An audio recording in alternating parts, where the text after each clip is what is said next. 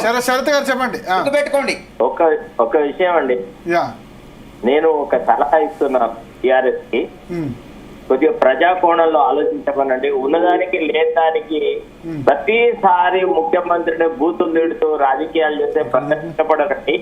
Party ఓటర్కి ఎందుకు కారణమైంది, ఎందుకు ఓడిపోయినాము, ఏ రకమైనటువంటి విధానాల వల్ల ఏం చేస్తే ప్రజలకు మనం రిలవెంట్ గా ఉంటాము అనే విషయాలు ఆలోచించాలి. ఇట్లా ప్రతి దానికి ముఖ్యమంత్రి మీద ప్రభుత్వం మీద విమర్శించని వాళ్ళు అందరు కాంగ్రెస్ ఏజెంట్లను, లేదా కాంగ్రెస్ విమర్శించినప్పుడు బీఆర్ఎస్ ఏజెంట్లను, ఇట్లా ఈ పద్ధతి కాదు. ఇప్పుడు వాళ్ళు ఒక కన్స్ట్రక్టివ్ అపోజిషన్ పార్టీ ఎంచుకుంటలేకపోతున్నారు. ఓన్లీ ఒక్క కేటీఆర్ ఇప్పుడు ఏమైందంటే రాష్ట్రంలో సమస్య ఏంటంటే, ఇప్పుడు మీరు కేసీఆర్ ను పొగిడారు అనుకోండి, కేసీఆర్ ఏజెంట్ బీఆర్ఎస్ ఏజెంట్ అంటారు. రేవంత్ రెడ్డిని అది చేశారు అనుకోండి, తెల్లారే వీళ్ళు ఏంటంటే రేవంత్ రెడ్డి ఏజెంట్ అంటారు. అంటే ఆబ్జెక్టివ్ గా ఉండకూడదు. శరత్ గారు ఇవన్నీ మొత్తం ఓవరాల్ గా అదే సిచ్యువేషన్. కాంగ్రెస్ ఇటు బీఆర్ఎస్ ఇంటాలరెన్స్ ఎక్కువైంది. ఒక మాట చెప్పాలా? చెప్పండి. నేను ఒక జర్నలిస్ట్ గా ఎప్పటికి సార్ 1983 నుంచి నేను బడ్జెట్ మంత్రులను, ముఖ్యమంత్రులను దగ్గరగా చూస్తాను. ఎలక్షన్స్ జరిగిందని నిధులు మొత్తంగా నిధులు ఖర్చు పెట్టిన ప్రభుత్వం ఏది లేదు సార్. స్వతంత్ర భారతదేశంలో నిధులు ఎన్ని ఎలకేట్ చేశారో అన్ని ఖర్చు ఎప్పుడు జరగవు సార్. దానికి రకరకాల కారణాలు ఉంటాయి. అయితే కావాలని మిస్యూస్ గా ఎక్కువ నిధులు చూపెట్టి తక్కువ నిధులు ఖర్చు పెట్టే దుష్ట రాజకీయాలతో స్టార్ట్ అవుతాయి. అది కేసీఆర్ నేతృత్వంలో జరిగింది. You have to accept it as a fact. కాబట్టి దయచేసి అట్లా కాదు. ధన్యవాదాలు. నేను చెప్పేది ఏంటంటే, భజన చేసినంత మాత్రంలో పార్టీలో ఎదుగుతానంటే చాలా కష్టం అండి. అట్లా కాదు. We should be with the people. మనం ప్రజల తరఫున మాట్లాడాలి, నేర్చుకోవాలి. అంతేగాని ఒకళ్ళ సంతృప్తికి మాట్లాడడం అనేది మంచిది కాదనేది నా ఉద్దేశం. శరత్ గారు ఏం చెప్పదలుచుకోలేదు సార్. Thank you. శరత్ గారు, నన్ను అన్నప్పుడు నేను తెలంగాణ గురించి నా ఉద్యోగానికి రాజీనామా చేసి గెస్టెడ్ ఆఫీసర్ గా రిజైన్ చేసి నేను ఉద్యమంలోకి వచ్చిన తప్పితే ఎవరికో భజన చేయడానికో I'm doctorate in civil engineering sir. నేనేం చదువుకోకుండా రాలేదు. ఉద్యోగాలు 1 మినిట్ సార్, మీరు మాట్లాడిన మాటకు మాట్లాడుతున్నా. 1 మినిట్ ఇవ్వండి సార్. అండ్ నెక్స్ట్ వచ్చేసి మీరు ఇంతసేపు మాట్లాడారు కదా సార్, ఉస్మానియా వేదికగా కేటీఆర్ గారిని విమర్శించాల్సిన అవసరం ఏమొచ్చింది సార్ ముఖ్యమంత్రి గారికి? అక్కడ వచ్చింది ఉస్మానియా, ఇంగ్లీష్ చదువుకోనికి అవసరం లేదని చెప్తాడా సార్ అక్కడికి వచ్చి? అదేవిధంగా చదువురా కాళిదాసుకు చదువురా సార్, వాల్మీకి కూడా రా సార్. అయినా కానీ రామాయణాన్ని మనం చదువుకుంటలేమా? కాళిదాసు పద్యాలు మనం చదువుకోవట్లేదా? అంత మాత్రాన వాళ్ళను ఉదాహరిస్తూనే విద్యార్థులు ఏ విధంగా చదువుకోవాలో చెప్పాల్సినటువంటి డయాస్ మీద ప్రతిపక్షాలను విమర్శించడానికి కెరియర్లో భాష అవసరం లేదని చెప్పేటువంటి, అంటే ఆ భావదారిద్ర్యాన్ని నేను భరించలేకపోయినాను సార్. అంతకుమించి ఏం లేదు. సరే, మీకు నచ్చినట్టు నేను మాట్లాడకపోవచ్చు, సరే మీరు మెచ్చుకున్నట్టు నేను మాట్లాడకపోవచ్చు. కానీ నేనేమంటున్నానంటే, మాకు అన్ని తెలుసు కదా, మేము వేరే భాష కూడా మాట్లాడచ్చు సార్. ఆయన ఇంట్లో విషయాలు కూడా మేము కూడా మాట్లాడచ్చు. కానీ నేను మాట్లాడదలుచుకోవాలి ఇక్కడ.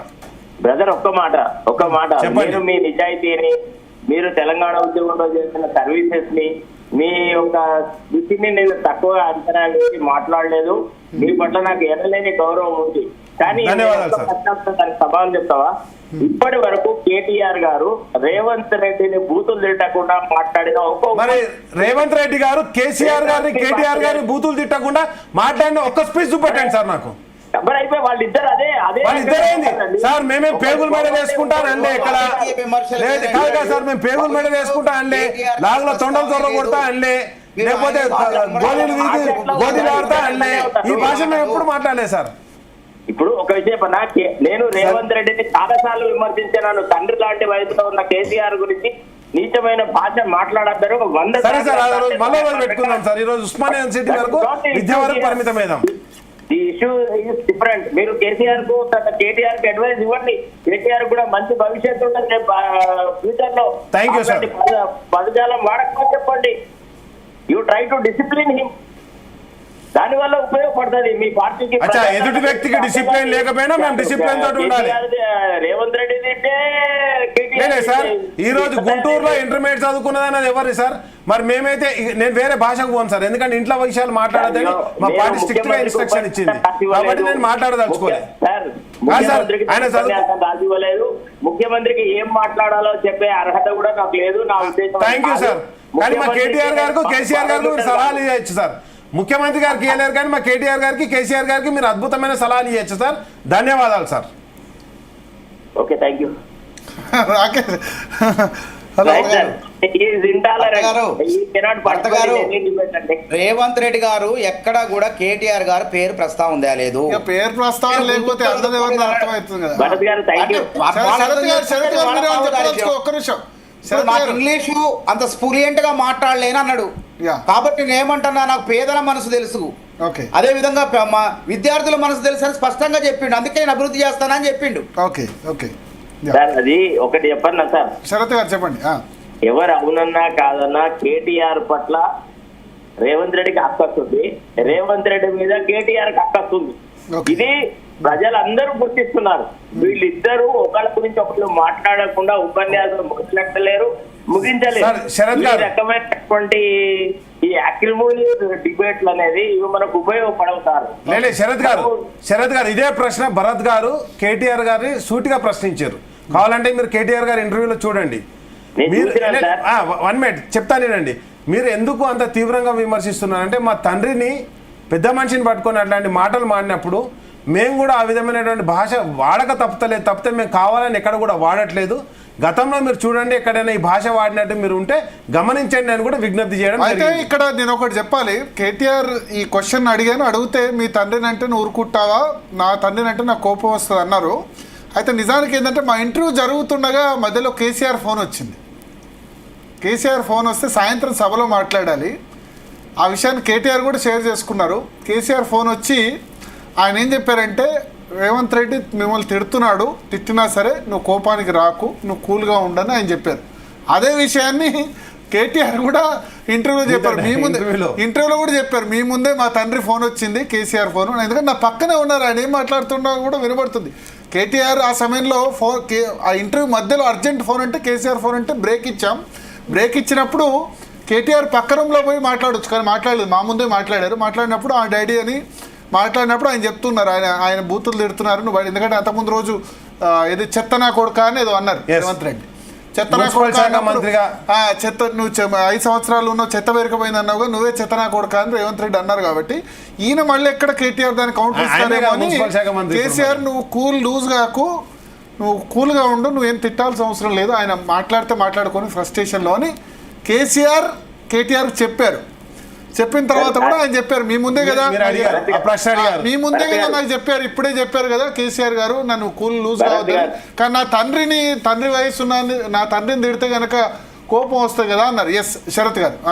ఇప్పుడు నేను అనేది ఏంటంటే, ఏ తండ్రి అయినా ఈవెన్ కేసీఆర్ కూడా ప్రతిపక్ష నాయకుల మీద కొంత పదజాలమే వాడినాడు. కానీ ప్రతి వాళ్ళు తన కొడుకు మంచిగా ఎదగాలి, రాజకీయంగా సంస్కారవంతంగా ఉండాలని కేసీఆర్ ఏదైతే సలహా ఇచ్చినాడో అది చాలా బాధ్యతాయుతమైన సలహా. ఒక తండ్రిగా అతను చేసిన పనికి వీ విల్ అప్రిషియేట్ కేటీఆర్. అయితే కేటీఆర్ ఏం చేయాలంటే, he should start the way. Revanth Reddy ఎంత ముడిగినా, ఎంత తిట్టినా, ఎంత పదజాలం వాడినా దిగజార్చుకోను. నేను highly educated, I have foreign education, I have been a minister for a fairly long time, I have been a MLA for a long time. I am aspiring for higher position. No, sir. Sharat sir. I won't do that. లేదు sir. Sarath గారు మీకు ఒకటి నా విజ్ఞప్తి ఏంటంటే, మీరు నేను మాట్లాడుకున్నంత మామూలుగా కార్యకర్తలు ఉండరు కదా, వాళ్ళంతా దూషిస్తుంటే, వాళ్ళంతా తిడుతుంటే మా నాయకులు స్పందించట్లేదని చెప్పేసి కార్యకర్తలు కూడా మా వర్కింగ్ ప్రెసిడెంట్ గారిని కావచ్చు, మమ్మల్ని కావచ్చు తప్పకుండా ప్రశ్నించడం జరుగుతుంది. కాబట్టి వాళ్ళు ఏ విధమైనటువంటి భాష మాట్లాడినప్పుడు మేము తప్పనిసరిగా ఆ భాష మాట్లాడుతున్నాం తప్పితే కావాలని మేము ఏ రోజు కూడా మాట్లాడలేదండి. అది మీ విషయంలో కావచ్చు, ఎవరి విషయంలో కావచ్చు, ఎవరిని దూషించాలనే ఉద్దేశంతో మేము రామ్ సార్. ఓకే,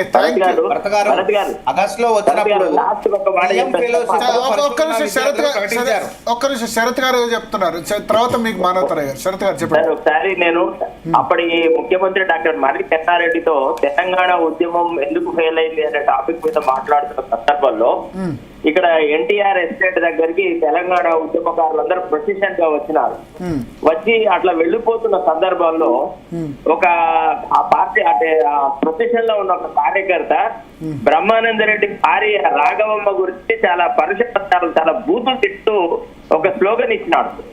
అంటే ఇది చెన్నారెడ్డి గారు చెప్పిన మాట. ఆయనే మొత్తం జీపులోంచి దుంకి ఆ కార్యకర్తని, అరే అట్లా మాట్లాడద్దు, ఇంట్లో ఉన్న ఆడవాళ్ళు ఏం చేస్తున్నారు సార్, మనకు రాజకీయమైనటువంటి విభేదాలు బ్రహ్మానంద రెడ్డితో ఉన్నాయి కానీ ఆయన భార్యతో లేవు, మనం ఇట్లా మాట్లాడద్దు అని చెప్పినటువంటి వాళ్ళ సంస్కృతి కాంగ్రెస్ పార్టీలో ఉండింది. ఆనాటి పెద్దలు అట్లా ఉన్నారు. అట్లనే నేను కేసీఆర్ ను కూడా ఎక్స్పెక్ట్ అంటే చేస్తున్నా, ఏమని he should discipline his son, he should tell his son no hereafter you are not going to use any vulgar language aggress chief minister, we shall respect that position అని అనుమానండి. ఒక రకంగా మంచి రాజకీయాలను తీసుకెళ్తారండి, విలువల గల రాజకీయాలు. ఇప్పుడు వీళ్ళు పార్టీ ఫిరాయింపులను ప్రోత్సహించారు, వాళ్ళు ప్రోత్సహిస్తున్నారు. అసలు రాజకీయాలను ఎటువైపు నడుస్తున్నారు? సార్, ప్రతిపక్షంలో మమ్మల్ని కోరుకుంటున్న మీరు శరత్ గారు, కాబట్టి ఎనీబడి హూ లవ్స్ ఒకటండి శరత్ గారు, ప్రతిపక్షంలో కోరుకుంటున్న మమ్మల్ని పాలక పక్షాన్ని కూడా ముఖ్యమంత్రి గారు కూడా కోరుకోండి సార్. మీరు ఒక విజ్ఞప్తి చేయండి శరత్ గారు, ఆ భాషను మాట్లాడొద్దని చెప్పేసి.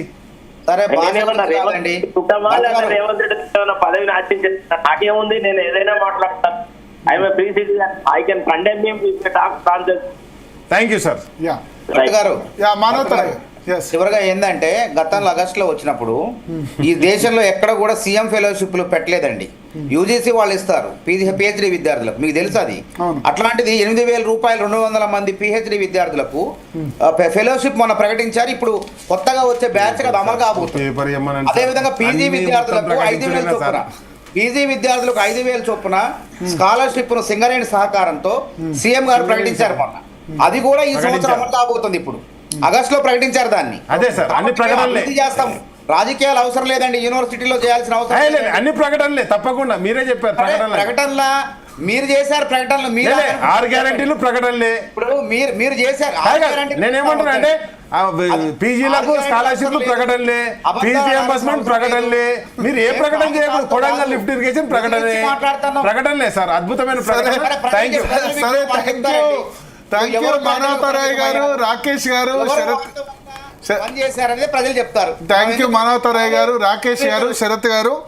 1000 కోట్లు అనౌన్స్ చేశారు, చాలా మంచి పరిణామం. రాకేష్ గారు చెప్పినట్టు అది ప్రకటన కాకుండా రిలీజ్ అయ్యి, నేను ఈ సంవత్సరంలోనే కాదు, ఈ సంవత్సరంలో 1000 కోట్లు ఖర్చు పెట్టడం అసాధ్యం, బడ్జెట్ లేదు, సమస్యలు చాలా ఉన్నాయి. 5 సంవత్సరాల్లో 1000 కోట్లు ఖర్చు పెట్టినా సరే అది మంచి పరిణామం. అంటే ఇవాళ 2025 డిసెంబర్ కదా, 2028-29 వరకు. అంటే ఇదేదో మళ్ళీ ఫీజు రియంబర్స్మెంట్ కాదు, హాస్టళ్ళు, కన్స్ట్రక్షను, కొత్తగా రీసెర్చ్, దాని గురించి ఖర్చు పెడితే కనుక 1000 కోట్లు డెఫినెట్గా మంచి పరిణామం. ఉస్మాన్ యూనివర్సిటీ 100 సంవత్సరాల చరిత్ర కలిగిన యూనివర్సిటీలు దేశంలో 4-5 మాత్రమే ఉన్నాయి.